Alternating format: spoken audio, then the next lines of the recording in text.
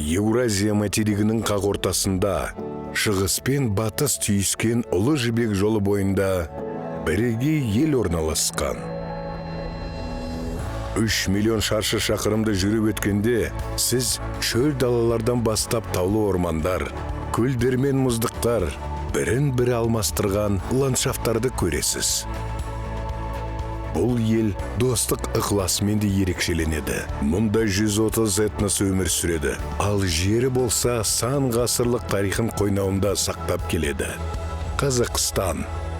Осы жерде адамдар 5,5 мың жыл бұрын жылқыларды алғаш рет қолға үйреткен. Бұлайша айтқанда, жаһандану дәл осы Қазақстан аумағында басталды деуге болады. Ата-бабамыз бұрын сонды болмаған жылдамдыққа қол жеткізді. Сауданы дамытып, жер шарының түпкір-түпкірінде жасалған технологиялармен алмаса бастады.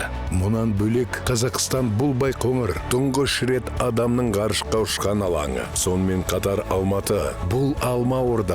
Қазір өсірілетін әлемдегі алмалардың атасы осы қаладан шыққан. Осы шаһарда серуендеп жүріп, маңғаз таулар көрінісіне сүйсініп қана қоймай, оларға көтеріле аласыз. Небәрі 15 минут. Міне, сіз биік таудағы Медеу мұз айдынында және 3200 метр биіктікте орналасқан Шымбұлақ тау шаңғысы курортындасыз. Шындарын аппақ қар басқан таулар секілді, Қазақстан да биікке шарықтап, болашаққа ұмтылуда. Жаңа жоспарлары мен жетістіктерінде Қазақстан барлық елдер үшін Еуразия орталығынан ынтымақтастыққа дәнекер болып, әріптестік қатынастарды үйлесімді құруға және нығайтуға ұмтылады.